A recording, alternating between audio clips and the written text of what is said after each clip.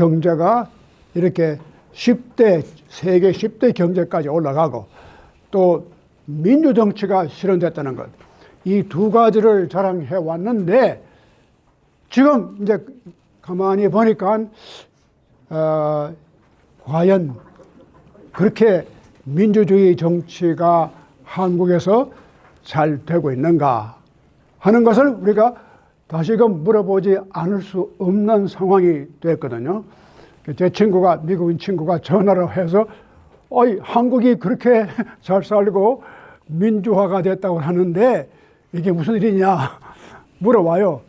그러니까 참 놀라운 일이죠.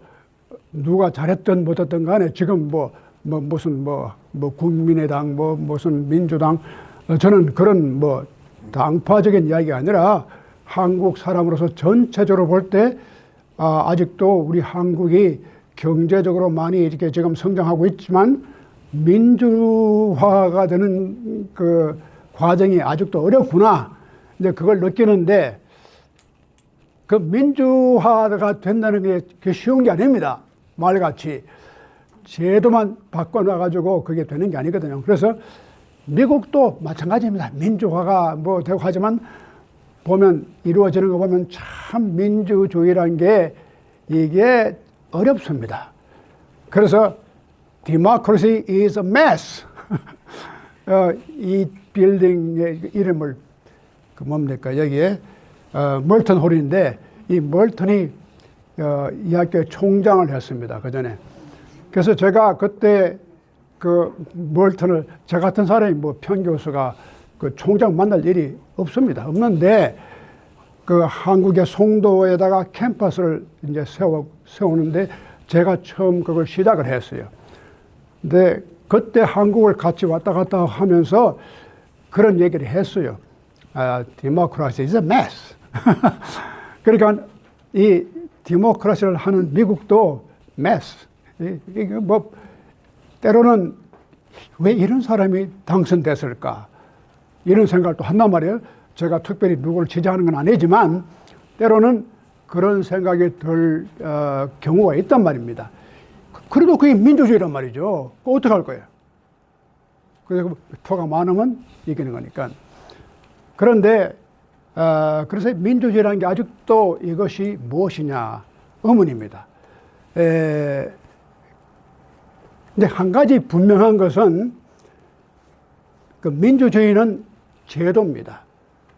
디모크라시가 이게 어떤 특별한 이념이라기보다는 제도를 어떻게 하면 합리적으로 the balance of power, check and balance 그런 원칙에 입각해가지고 국민들의 의사를 제도를 표현하는 그런 제도를 만드는데 근데 제도란 게요.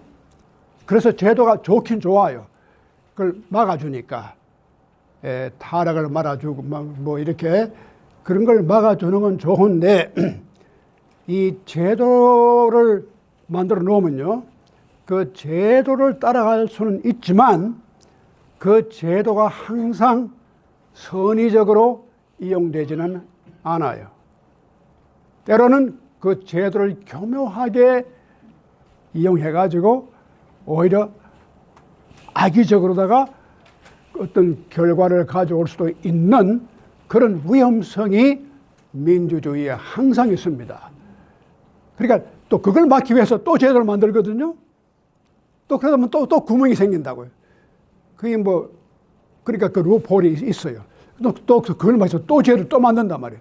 그래 또 만들고 또 만들고 또 만들고 그래 뷰로크라시 제도를 자꾸 만드는 거예요.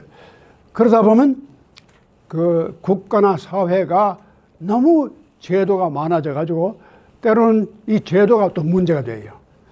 그래서 이거 도대체가 제도를 만들면 다 잘 될 줄 알았는데 그 제도가 아무리 잘 돼 가더라도 그 제도 속에 숨어 있는 문제점이 항상 있단 말이에요. 지금 한국도 겉으로 볼 때는 디모크라시를 잘 만들었다고 생각하는데 그러나 문제점은 항상 우리나라 정치가 이거 엉망이라며. 근데 제도가 나빠서가 아니라 제도는 잘 갖추어졌는데 그 제도를 운용하는 사람이 문제입니다. 그러니까 민주주의가 정말 성공적으로 이루어지려면 첫째는 제도가 중요하죠. 그 다음은 사람입니다. 사람이 제도를 어떻게 운영해 나가느냐, 어떤 사람이 이 제도를 이끌어 가느냐, 여기에 따라서 현격한 차이가 납니다. 그래서 지금 우리나라의 문제점은 민주주의 체제를 성공적으로 만들었지만 이 체제를 성공적으로 이끌어 가지를 못하고 있더니 여기에 지금 그 문제가 뭐냐면 사람의 문제입니다. 그 제도를 운영하는 사람의 인격과 품성과 능력과 이것이 문제예요. 그러니까 아무리 제도를 뭐 또 만들고 해도 결과적으로 그걸 잘 이끌어갈 수 있는 지도력, 그런 그 지도력을 가지려면은 사람이 되어야 돼요. 사람이 안 되고는 그 지도력을 아무리 자기가 힘이 있고 뭐 조직을 잘해도 결국 인간의 품성입니다. 그래서 사람이 되어야지 제도가 잘 응해줘요. 수신 제가가 참 필요합니다. 제가 이런 고리따분한 얘기를 하니까 좀 사람들이 지금에 와서 무슨 수신제가 추국평천하 어쩌고 하는데 그렇지 않아요.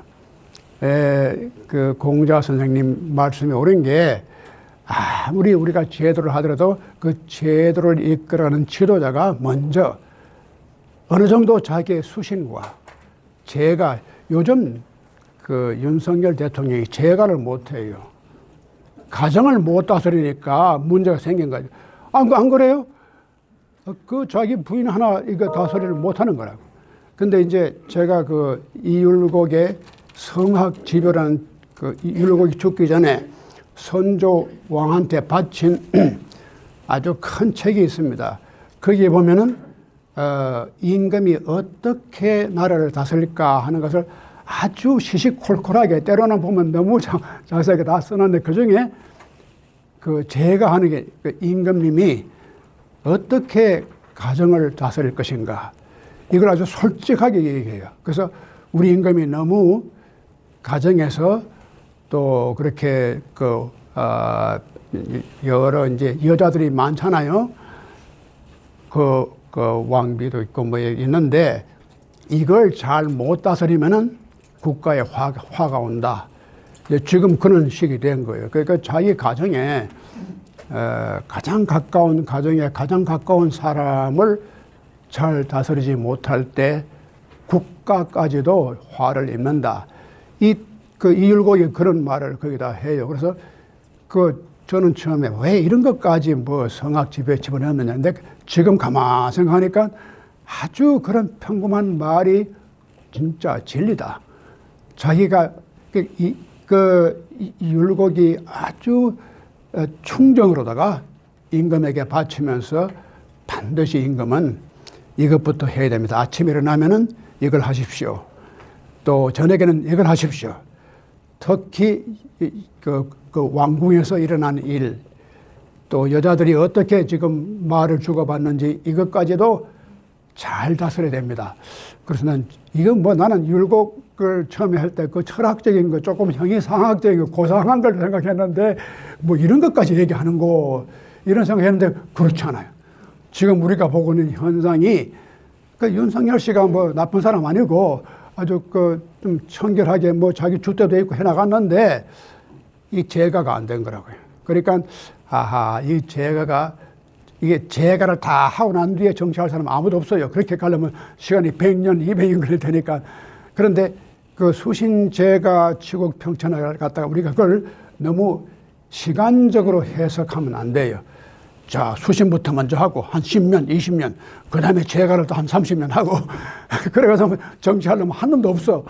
그러니까 그게 아니고 우리가 그걸 흔히 그렇게 생각하는데 수신제가 추구하는 것이 다 같이 나가요.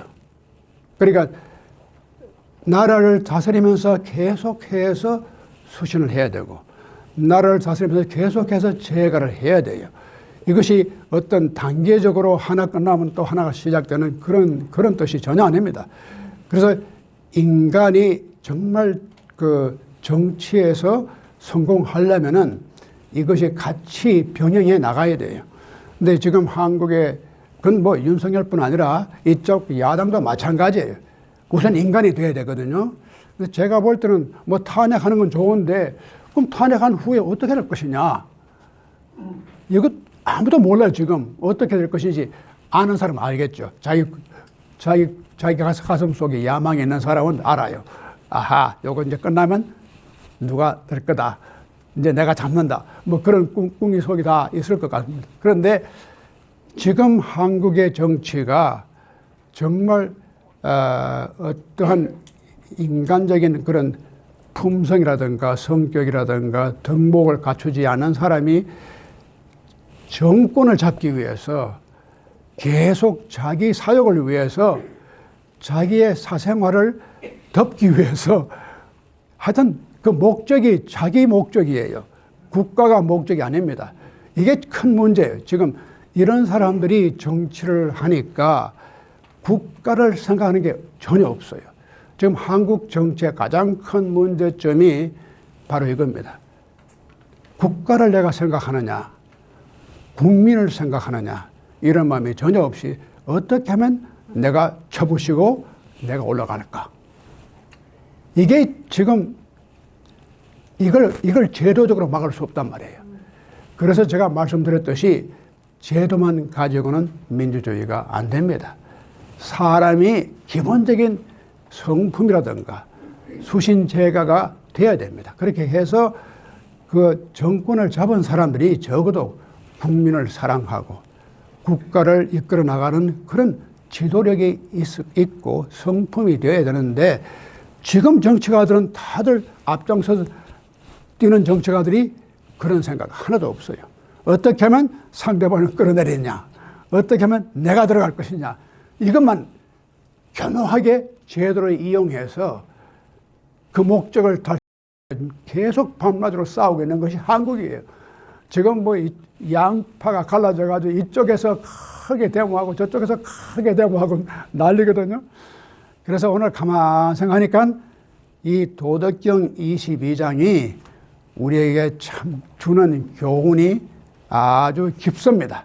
그래서 오늘 제가 이걸 조금씩 한번 생각을 해보려고 합니다. 그런데 이 도덕경이라는 게 참 독특한 점이 있는데, 도덕경을 우리가 해봤지만 도덕경은 우리가 생각하는 그런 상식적인 생각을 하면서도 그 상식을 넘어서서 우리 논리라든가 이성이라든가 합리적인 것까지도 넘어가는 그런 차원이 있어요. 그래서 오늘 이게 보시면 알겠지만 여기에 보면은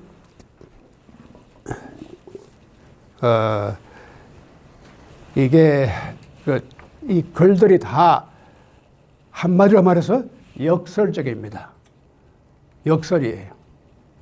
근데 제가 조금씩 하나하나 말씀드리겠지만, 대개 이렇게 철학적으로 논리적으로 사람들이 이렇게 뭐 서술을 할 때는 모든 게 합리적으로 논리적으로 설명하는 게 그게 원칙입니다. A는 A입니다. B가 아닙니다. 간단하지 않아? 누구든지 알 수 있거든요. 그래서 이성이라는 것, 논리라는 게 참 중요한 것인데, 그 논리에 따라서 그러니까 1 플러스 1 equal 2 딱 그렇게 해야지만 그게 논리에 맞거든요. 그래서 그게 진리라. 그 진리는 항상 이론이나 논리나 합리에 맞아야 진리지, 그게 맞지 않으면 진리가 아니야. 이렇게 생각을 많이 하지요. 또 사실 그렇습니다. 우리가 아니면 아니고 맞으면 맞고 이게 분명하게 답이 주어져야지, 그게 주어져야지, 그게 이제 진리는 항상 깨끗하게 A는 A, B는 B, 그렇게 논리적으로, 합리적으로 설명이 되면은 그게 진리예요. 그런데 도덕경은 종종 가다가 엉뚱한 얘기를 해요. A는 A가 아니다. B는 B가 아니다. 그래서 역설을 이용합니다. 그래서 그게 이제 우리가 논리에서 그걸 바로 패러독스, 역설이라고 해요. 근데 역설을 이제 역사를 보면은 예수님이나 공자나 무슨 부처님이나 이 노자 다 할 것 없이 역설을 씁니다. 근데 아주 일반적인 진리는 논리로서 우리가 그걸 증명할 수 있어요. A equal A 이렇게. 네, 그런데 고차원의 진리를 설명하려면은 이거 가지고 안 돼요. 그래서 역설을 이용합니다. 그래서 역설을 아주 정신적인 그런 고차원의 지도자들은 항상 역설을 이용해가지고 진리를 밝혀냈어요. 길면 길고 자르면 자르지, 긴 것이 자르고 자른 것이 길다. 역설이거든요. 근데 그런 역설이 바로 이런 훌륭한 분들의, 성각자들의, 정신적인 지도자들의 즐겨 쓰는 방법이에요.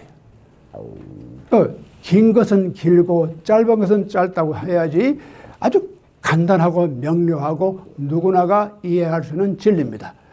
그런데 왜 이런 분들이 그런 진리를 넘어서서 아니 짧은 게 긴 것이고 긴 게 짧은 거야, 이렇게 역설을 쓰거든요.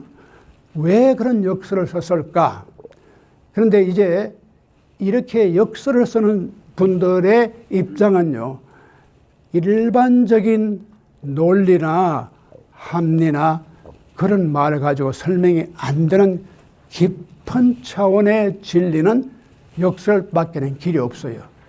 그러니까 이거 말이 안 되죠. 길면 길고 짧으면 짧고 어떻게 긴 게 짧고 짧게 기느냐, 아닌 걸 다 알면서도 그 역설을 써요. 근데 그 역설을 이해하는 사람들은 그렇게 깊은 진리는 역설로 밖에는 표현이 안 돼요. 그게 문제입니다. 왜 역설을 쓰느냐? 역설을 제외해놓고는 다른 말로 설명을 할 수 없기 때문에 역설을 쓰는 겁니다. 자, 지금 우리가 좀 더 구체적으로 이 역설의 진리를 한번 생각해 보겠습니다. 이제 들어가기 전에 한마디 더 하면은, 이제 한국이 정말 좋은 나라가 되기를 우리가 바라고 기도하고 우리가 그렇게 노력하면서 정말 이 지도자들이 이런 역설을 조금 이해를 했으면 좋겠어요. 이제 문제는 지도자들이 이런 역설을 이해하면은 한국에 희망이 있습니다. 틀림없이. 근데 지금 이제 한국이 발전하면서 부딪히는 문제가 여기에서 지도자들의 자질 문제인데, 지도자들의 자질이 이런 역설을 이해하는 단계에 들어가면 이제 한국은 정말 인류 국가로 발전할 수 있는 그런 능력을, 그런 잠재력을 가지고 있습니다. 자, 구체적으로 이제 들어가서 한번 여기 나와 있으니 이거 보시면 됩니다. 그런데 여기 또 프린트로 되어 있으니까 그걸 보시면 되고, 제가 여기에 타이퍼가 좀 있어가지고 제가 가면서 설명해 드리겠습니다. 자, 곡정전, 이게 휘어져야, 구부러져야 그게 완전한 거다. 우리가 완전이라는 개념은 꼿꼿하게 줄이 쫙쫙 바르게 들어가야지 이게 휘어진 거예요. 굽어진 거예요. 그래야 그게 완전한 거다. 우리가 완전이라는 말을 많이 쓰거든요. 근데 영어로 말하면 perfect. perfect. 근데 미국 오니까 perfect라는 말을 많이 써요. 우리가 시간 약속할 때, 3시 perfect. 우리 한국에서 우리 클 때는 그 perfect 말을 그렇게 안 썼어요. 근데 이렇게 음식 먹을 때도 주문하면 perfect, perfect. 그러잖아요. 참 그렇죠. 이 미국 사람들이 perfect라는 말 되게 잘 써요. 근데 요즘 이 미국의 영향을 받아가지고 한국 사람들이 완전 좋아. 완전히, 우리가 클 때는 완전한 말 안 썼어요. 그렇게. 그죠? 그냥 좋다. 됐어. 그만하면 됐어. 근데 perfect. 그래, 완전 좋아. 그래서 제가 요즘 한국 젊은 사람들의 말 들으면 완전이라는 말을 많이 써요. 이것도 미국의 영향을 많이 받은 것 같아요. 완전. 그런데 완전히 무슨 뜻이냐? 빈틈이 없다. 결함이 없다. 쪽쪽 걷어 나가는 거다. 이렇게 생각을 하는데 여기 노자의 말이 참 심오합니다. 이렇게 쪽쪽하는 게 아니라 굽어지는 것. 그게 곧 완전한 거다. 이건 상식적으로 안 맞는 말이에요. 어떻게 굽어진 것이 완전한 거냐? 완전은 곧아져야지 완전한 거죠. 그리고 그 다음 또한 한 구절이 뭡니까? 왕적직이다. 굽어져야지만 그게 바로 직이다. 직이라면 고들직자 아닙니까? 딱 이렇게 빈틈없이 직선, 굽어지지 않는 게 직선이에요. 근데 여기서는 굽어져야 그게 직선이다. 이런 정신 나간 사람이 있나? 왜 우리가 이런 걸 읽어야 되느냐? 근데 제가 도덕경을 이제 영어로 강의를 오랫동안 해왔는데 예를 들어서 이제 설명을 좀 해야 돼요. 학교에서 젊은 애들이 이해를 못하니까. 근데 제가 그 설명을 종종 이렇게 합니다. 저기 캘리포니아에 가면은 샌프란시스코 유명한 다리가 있죠. 뭡니까? 그게 골든 게이트 브릿지인데 이 다리가 다른 다리하고 달라요. 뭐가 특징이 있습니까? 이 서스펜션이 있습니다. 그게 참, 근데 물론 과학적으로 또 공학적으로는 이유가 있습니다. 그렇게 한 게. 근데 그게 바로 이런 생각이에요. 이걸 곧게 하지 않고 약간의 서스펜드를 굽어질 수 있는 가능성을 둔 겁니다. 이렇게 해야 그게 바르게 돼요. 역설적으로. 저기 뉴욕의 엠파이어 스테이트 빌딩 같은 그런 높은 빌딩이 약간 밑에 흔들릴 수 있도록 여유를 두고 건축을 했어요. 그래서 약간의 흔들림을 허용해야지 그게 곧게 나가는 겁니다. 참 묘하죠. 이걸 곧게만 해두면은 부러져요. 그렇죠? 약간의 유연성이 있어야지만 그 고듬을 유지를 해 나갑니다. 그런데 이걸 완전히 그냥 전혀 여유 없이 곧게만 해놓으면 이게 약간만 변화가 오면 그게 부러져요. 그 고듬을 유지를 할 수 없어요. 그러니까 우리 인간도 마찬가지입니다. 곧다는 의미가 너무 율법적으로, 기계적으로 이해하면 안 돼요. 그러니까 mechanical perfect. 예를 들면 자동차가 전혀 파트가 다 갖춰져 perfect. 그럴 때 쓰는 perfect하고 또 하나의 제가 두 가지를 합니다. 하나는 mechanical perfection. 두 번째는 요즘 흔히 말하는 뭡니까 요즘 제가 왔다 갔다 하는 organic perfection. 근데 이거 제가 만들어낸 말입니다. mechanical perfection은 기계적으로 딱딱 들어맞게 우리가 이렇게 머신에서 이렇게 보는 바와 같이 그런 것이 perfect. 그 다음에 유기적인 perfection. 제가 그걸 영어로 말하면 organic. 이것은 항상 이 perfection이 살아있는 겁니다. 살아있기 때문에 유연성을 항상 가져요. 이 식물을 키우면 식물이 자라잖아요. 자라는 그런 과정이 있기 때문에 그걸 이제 organic, 요즘 organic 푸신이면 organic이라는 말만 쓰는데 그것은 살아있는 역동적인 물체가 움직이면서 완전성을 찾는 것을 유기적인 완전성. 제가 제 나름대로 분리를, 그 완전성의 개념을 조금 달리, 노자가 말하는 것은 바로 그겁니다. 기계적인 완전성이 아니고 유기적인 완전성. 그래서 살아있는 물체가 자라면서 변화할 수 있는 그런 여유를 가진 그런 완전성이 organic perfection. 근데 우리가 그걸 생각해야 돼요. perfection을 말. 근데 지금 현대 사회가 perfection을 하면 대개 아주 철저한 기계적인 perfection. 아니면 종교적으로, 도덕적으로 어떤 그 율법적인 것. 10계명을 다 지켰느냐? perfect. 한 거래? 계명을 몇 가지 지켰느냐? 이걸 다 체크를 하면, 10가지 다 해서 perfect. 100점. 인간은 그런 게 아니에요. 그러니까 인간의 perfection을 갖다가 완전히 율법화 시켜버릴 때 그러한 사회나 또 그러한 국가나 또 그런 개인이 성장할 수가 없어요. 그것이 많은 문제점을 가져와요.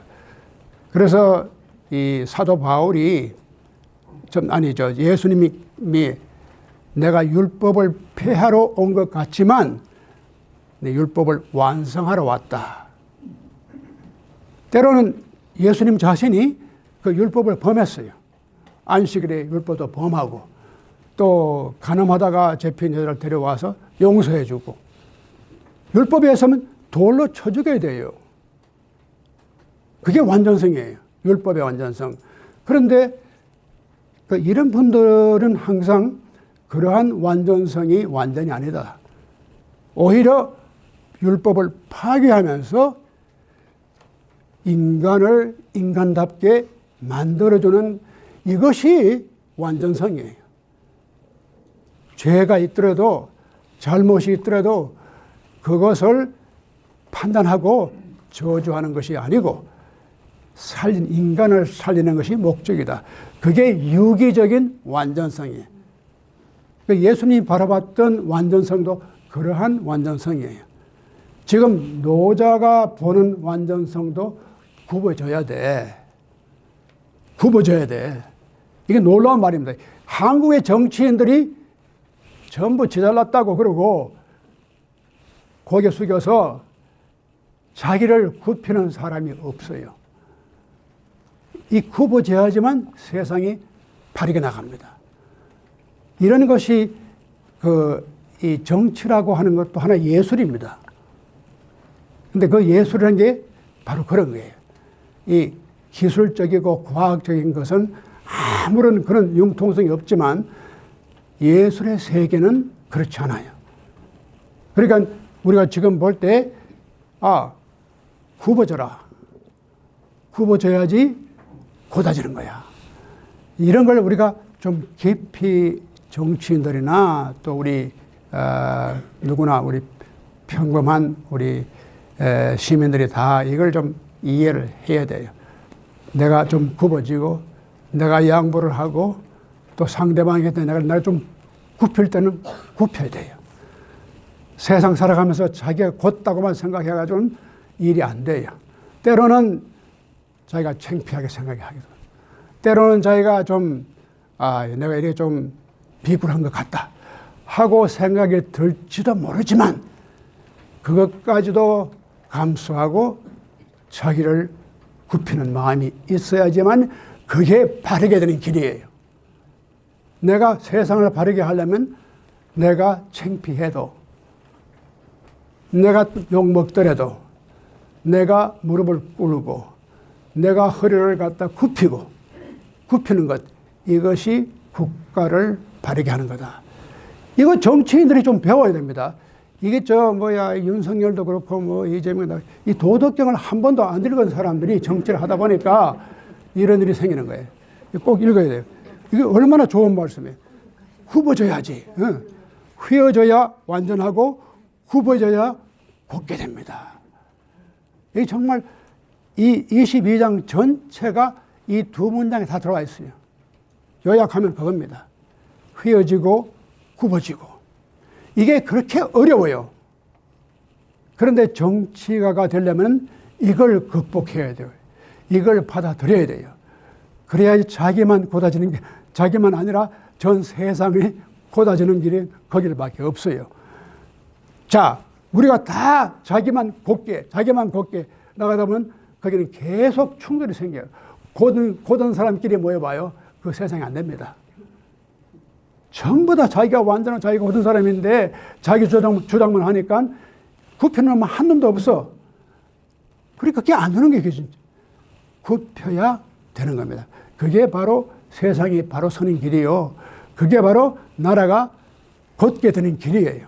이게 참, 이건 읽고 우리가 명상을 하면서 우리가 실천에, 우리 가정도 그래요. 우리 집사람하고 싸우다가 내가 자꾸 옳다고 주장만 하면은 절대로 해결 안 됩니다. 그 이제 우리는 남자들이 그런 게 있어요. 한국 남자들이 내가 남자니까 아무래도 내가 이렇게 일단 주장하면 상대방이 다 알았습니다 하고 무릎을 꿇고 들어올 때까지 기다려야지. 이 남자가 왜 그렇게 비겁하게 나가서 또 여자한테 내가 좀 고개를 숙이고 안 되지. 제가 처음에 결혼하고 지금도 좀 그렇지만 솔직히 그래서 제가 이길 줄 알았는데 택도 없어요. 그 자기가 곧게만 나가면 절대로 가정이 안 됩니다. 굽을 때는 굽어야 돼요. 그리고 좀 창피하더라도 자기가 그걸 감수해야 돼요. 그래야 그게 곧게 되는 겁니다. 이게 정말 심오한 진리예요. 우리가 이제 그 다음 한번 여기에 또 뭐가 있냐면 폐적신, 이 폐기 처분한다 그럴 때 이게 낡은 것, 못 쓰는 것, 폐적신. 미안합니다. 쓸데없는데 이거 좀 꺼주세요. 우리가 다 새로운 것만 좋아하잖아요. 다 새로운 걸 좋아하는데 새롭게 되려면 자기가 낡아져야 돼요. 자기가 헌 옷을 입고 자기가 그래 나는 다 이미 폐기물이야. 자기가 스스로 자기가 이 세상에서 가장 낡은 사람이 되는 것처럼 해야지 거기에서 새로움이 생긴다. 이것도 역설입니다. 우리가 다 새 것만 찾으면 낡은 건 다 없어진다고 생각하지만 낡음 속에서 새로움이 있거든요. 낡음이 없는데 새 게 뭐가 있겠어요. 그러니까 그 다음에 또 이제 제가 너무 일찍 나갔는데 와적영, 여기에 와적영이라는 와자는 엄폭하게 파지는 게 파질 와자고 영은 찰영자입니다. 그래서 우리가 손바닥을 펴면은 이렇게 손목에 이렇게 하면 여기 오목하게 여기가 바로 와입니다. 그런데 여기에 이렇게 이렇게 약간 이렇게 이게 손바닥만 딱 내밀면 이게 물을 부어도 다 흩어져 나가서 차지 않아요. 이게 약간 구부리고 구멍을 내주고 온폭 빠지게 해줘야지 여기에 찰령 물이든지 뭐든지 이렇게 채우려면 이걸 좀 오목하게 우리가 이렇게 홈을 좀 파주는 것, 이게 역설입니다. 그러니까 빳빳하게 내밀면은 뭐가 들어도 차지를 않아요. 다 나가버려요. 이걸 굽혀서 이게 뭐가 찰 수 있는, 채울 수 있는 그릇이 돼야 돼요. 이것도 굉장히 중요한 말입니다. 그리고 그 다음에 이제 폐적신 했고 소적 덕이라. 우리가 적어져야지만 얻는 게 있어요. 사람이 다 가지면 얻을 게 없습니다. 내가 다 가졌다 그러면 자기가 부족해지는 거예요. 자기의 부족을 나쁘게 생각할 게 아니라 부족을 감사하게 생각하고 그 부족을 오히려 축복의 기회다. 내 부족이 있기 때문에 그 부족이 채워지는 거고, 그 부족이 있어서 자기에게 개인 덕이 생기는 거예요. 그리고 다적혹.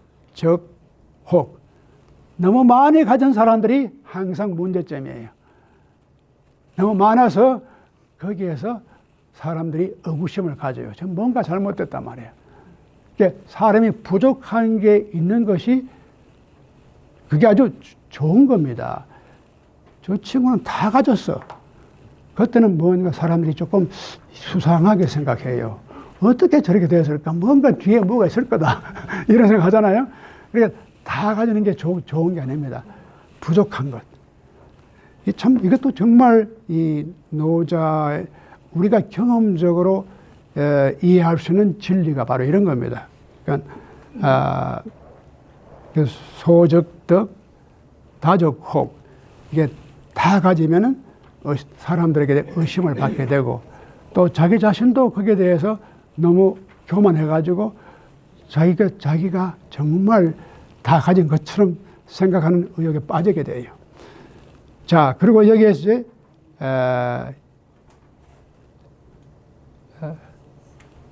여기 시이 성인 포일 위 천하식. 이게 좀 긴 문장인데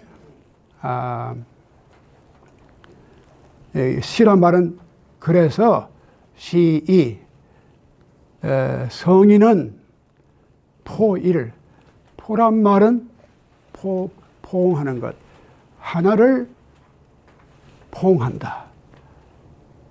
그래서 위란 말은 그것을 가지고 천하의 하나의 모범을 삼는다.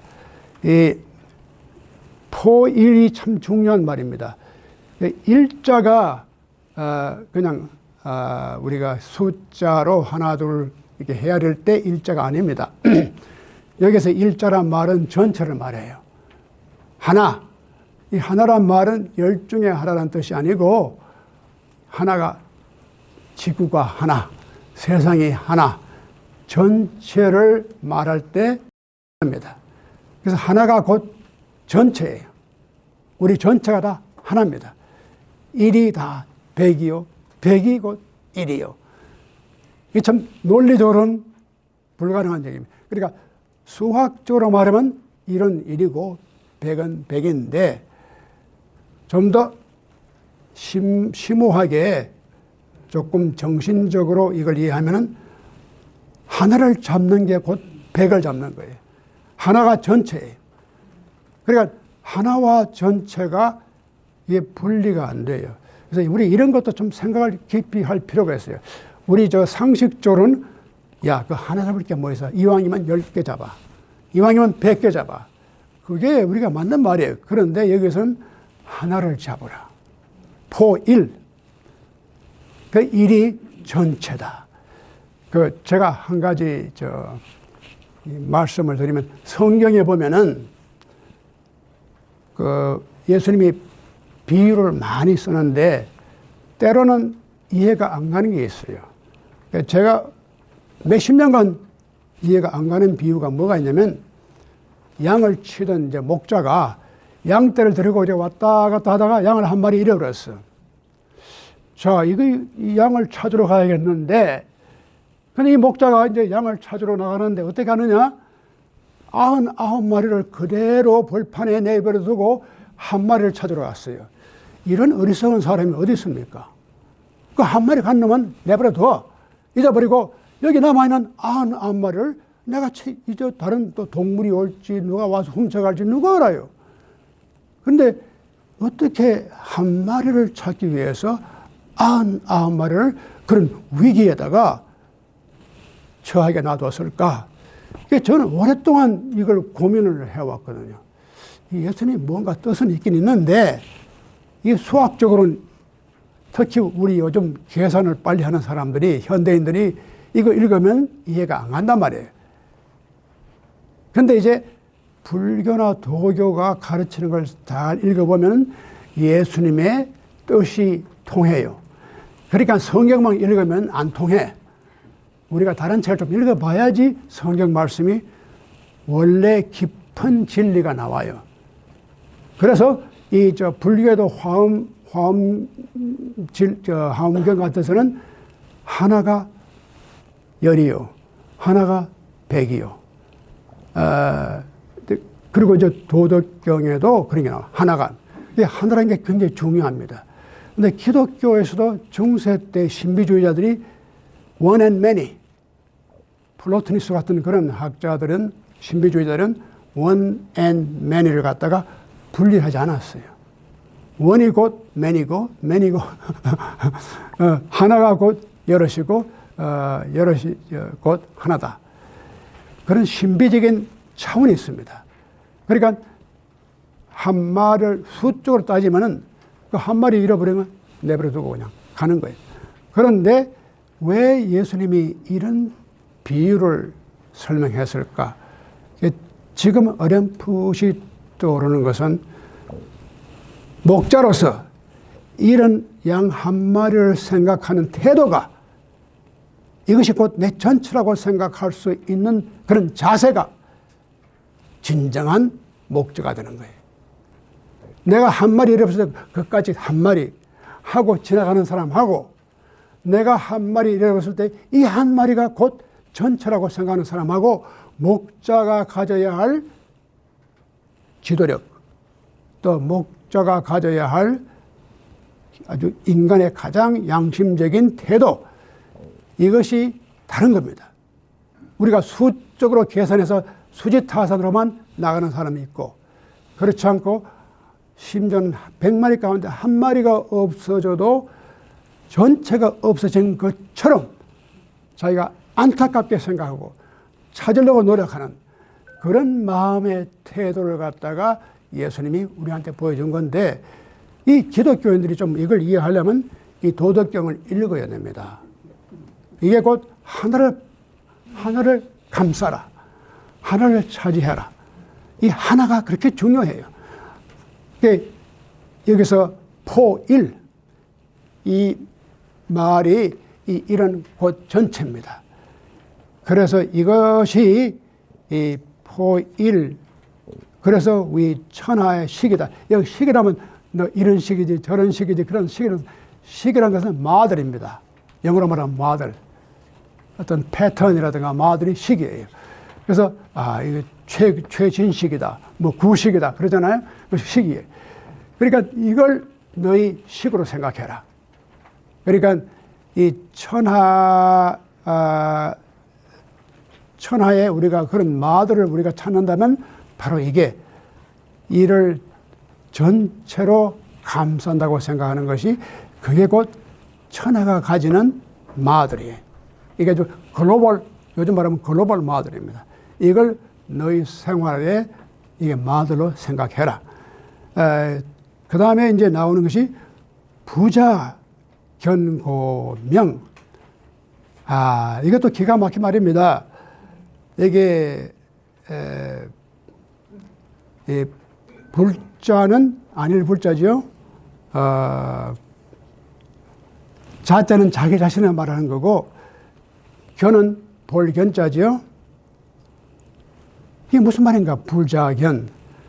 그런데 이게 한문에서 조금 이게 견자란 이 본다는 뜻인데, 이 동사가 약간 다르게 쓸 때가 있어요. 이게 그냥 내가 보는 것도 내가 본다. 주관이 객관을 보는 것도 견자지만, 자기 자신을 보이게 해주는 것, 자기를 보여주는 것도 견자입니다. 자기를 나타내주는 것, 이 견자입니다. 그런 특히 이 클래식 한문에서는 이 견자 쓸 때 자기를 보게 해주는 것, 남들이 자기를 보게끔 나타내주는 것, 그런 의미로 견자를 많이 씁니다. 그래서 부자견, 자기를 보여주고 자기를 나타내려고 하지 마라. 하지 말라. 그것이 곧 밝음이다. 이 참 이것도 역설이잖아요. 자기를 감추는 것, 자기를 나타내려고 그렇게 노력하는 게 아닌 것, 이것이 곧 아주 분명하게 세상을 밝혀주는 거다. 우리 참 사람들이 어리석인 게 자기를 여기 반대로 자기를 보여주려고 얼마나 노력합니까? 그래서 사람들이 다 나를 보게끔, 그렇지, 아무게. 그래서 자견, 자기 자신을 보여주게 하는 것. 근데 그렇게 그 자기를 보여주려고 노력하다 보면은 결국은 세상이 어두워져요. 이제 제가 이런 예를 종종 드는데, 이 무대 가수가 나가거나 뭐 이렇게 하잖아요. 그 무대 공연할 때 다 하이라이트 뭐 이게 조명이 다 자기한테 비치잖아요. 자기를 다 세상이 보도록 얼마나 좋아. 근데 자기는 아무도 못 봐요. 어두워지는 거예요. 그게 역설이에요. 너무 자기를 보여주려고 애를 쓰다 보면은 내가 볼 게 하나도 없어요. 캄캄해요. 그래서 부자견, 내가 오히려 가려질 때 그게 명자가 밝아지는 거잖아요. 역설적으로 내가 밝아지려면은 자기를 가려라. 자기를 밝히면은 내가 세상을 볼 줄 몰라요. 지금 한국의 정치인들이 자기만 보여주는 데서 세상을 못 봐요. 그러니까 자기를 숨기고 자기를 어둡게 해야 상대방을 볼 수 있어요. 그러니까 자기한테 우리가 이거 밤중에 그 프레시 라이트 들고 자기를 비춰봐요. 앞이 안 보여요.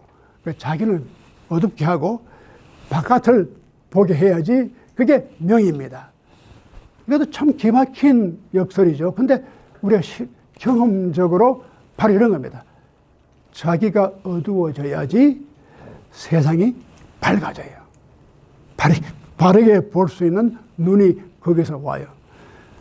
지금 사람들이 자꾸 자기를 어둡게 하지 않으려고 반대로 하고, 이렇게 어리석은 사람들이 있습니까? 지금 이 정치인들이 다 그래요. 자기를 좀 어둡게 해야지 그게 밝아지는 겁니다. 자, 그리고 그 다음에 부자시 고창입니다.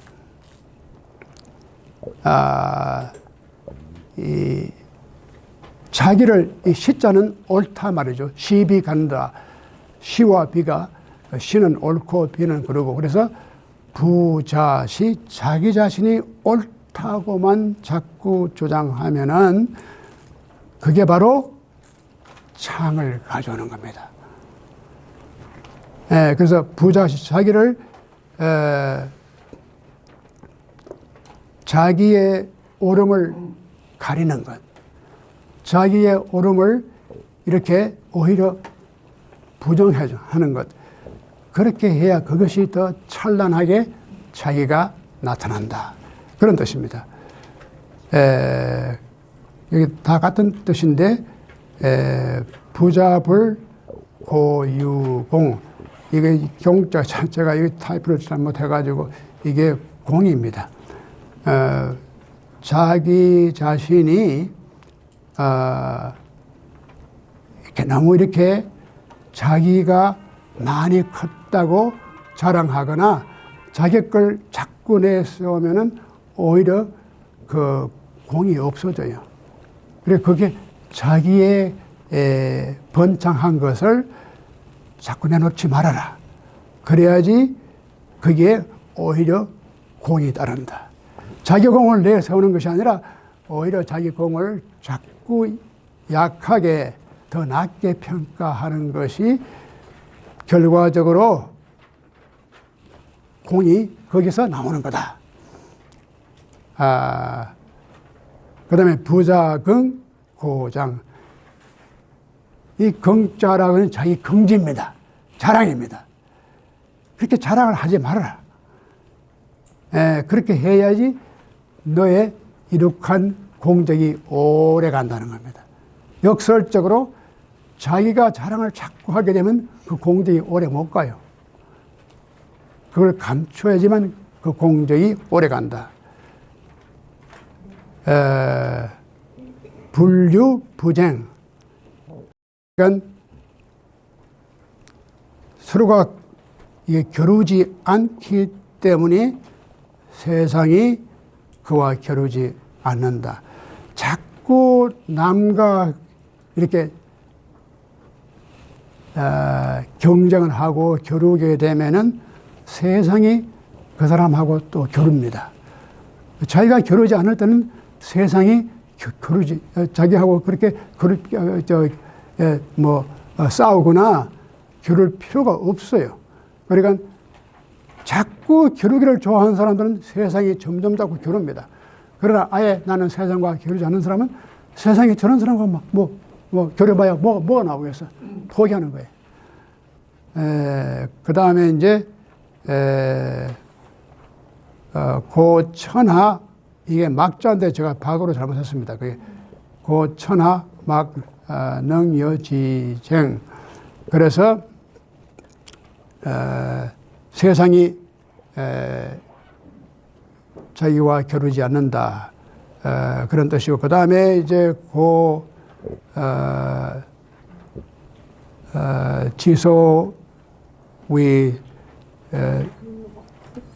고지소위 곱적 전자. 요게 조금 어려운데,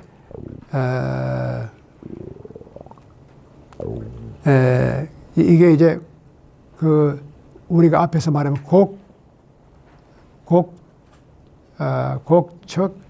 곡적전. 이 곡적전이라는 게죠. 자기를 굽혀야지만이 완전해진다. 이 완전의 법칙인데, 이 말이 소위 말하면 옛날부터 내려오는 이 곡적전자, 이 말이 얼마나 참 진리겠습니까? 그러니까 어떻게 해서든지 이게 우리가 이 말을 갖다가 헛된 말로 여길 수 있겠습니까? 그래서 이제 개허 언저란 말이 그런 뜻입니다. 어떻게 우리가 이런 말이 허언, 쓸데없는 거짓말이라고 생각할 수가 있겠습니까? 그러니까 이제 마지막으로 이 성자가 우리말로 하면 진실된 것, 성의, 영어로 말하면 sincerity, 성전, 이 귀지, 우리가 이렇게 성의껏, 정성껏 이런 뜻에서의 온전함을 이루는 것이 곧 이것이 돌아가는 겁니다. 여기에 귀자가 이게 돌아갈 귀자인데 이 귀자가 굉장히 중요한 의미가 있습니다. 도덕경에는. 왜냐하면 도덕경의 세계관이 다 우리가 나서 장성해서 죽고 이 자연의 법칙이 결국은 우리가 왔던 곳으로 되돌아가는 것. 그게 성취입니다. 우리가 100세, 200세 우리 살면 좋겠지만 그게 자연의 법칙은 아니거든요. 우리가 그 살 만큼 살고 죽고 난 다음 우리가 정말 다시 이렇게 태어나기 이전의 모습으로 돌아가는 것. 이게 자연의 법칙이고 질서입니다. 그러니까 오래 사는 건 좋지만 우리가 언젠가는 죽을 건 각오해야 돼요. 그래서 그게 자연의 법칙이니까 어떻게 할 수 없죠. 그래서 여기에 이제 그 성이라는 말이 우리가 완전을 이룩할 때에 지금 우리가 말한 바와 같은 그런 식의 완전을 우리가 이룩하기 위해서 성의를 다하고 바로 그것이 우리가 편안하게 다시 오리지널로 돌아가는 겁니다. 그래서 이 서구적인 생각은 시간이라는 것이 시작해서 어떤 종국적인 특별한 마지막이 있다. 그 알파가 있으니까 오메가가 있다. 그러니까 우리 기독교에서는 뭐 종말론이라는 말, 세상의 끝이 어떻게 될 것이다. 끝을 향해 가고 있다. 그래서 굉장히 그 세계관이 아주 일률적입니다. 처음이 있고 나중이 있고 창조가 있고 심판이 있고 이게 이제 기독교적인 사고방식인데 불교나 도교의 사고방식은 아닙니다. 끝이 따로 있는 게 아니고 다시 돌아가는 것이 그게 끝이에요. 우리가 항상 끝을 이렇게 시작과 다르게 이걸 자꾸 점진적으로 어떻게 돼서 나중에 천국까지 이룰 것이다. 이렇게 굉장히 진보적인 생각을 합니다. 그래서 그 서구 역사 가운데 왜 진화론이라든가 이런 그 변정법적인 철학이 많이 나왔느냐 하면 역사관 자체가 과거에서부터 미래로 향해 가는 것이 하나의 그 linear 칸, horizontal, 계속 나가는 거예요. 그래서 끝이 온다고. 그런 생각을 하기 때문에 진화론이 가능하죠. 그 진화론 자체가 이미 서구 사람들의 그 사고방식을 입증해요. 역사는 계속 발전하니까 모든 만물이 처음 아주 미개한 조그마한 균에서 해가지고 인간 이렇게 해서 계속 발전하고 그래서 진화를 한다는 그 생각 자체의 밑바닥은 굉장히 기독교적인 역사관입니다. 서구 역사관은 굉장히 이렇게 linear, 이 horizontal 역사관입니다. 그래서 모든 종말에 가서 다 이루어지는 거죠. 모든 것이. 그래서 그 이제 에스카톨로지라는 말을 이제 마지막에 근데 사실은 칼 막스도 그런 생각했거든요. 그래서 칼 막스하고 기독교적인 생각이 가깝습니다. 해겔 철학도 그렇고 이렇게 변정법적으로 많은 이게 무슨 투쟁이 있고 싸움이 있고 해서 결과적으로는 이 세계가 조금씩 변화해가지고 유토피아 이상향에 이른다. 그런데 그 공산주의 그렇게 해봤자 그게 이루어질 적도 없고 이루어지지도 않겠지만 여하간 그 사고방식은 비슷해요. 그런데 그 도교적인, 유교적인 또 이 불교적 생각은 그 마지막이 그렇게 진화론적으로 끝에 오는 것이 아니고 이게 회귀가 되는 거예요. 이게 그 시클리컬. 모든 만물이 이게 자연의 법칙은요. 나고 크고 죽고 하는 사이클이 있습니다.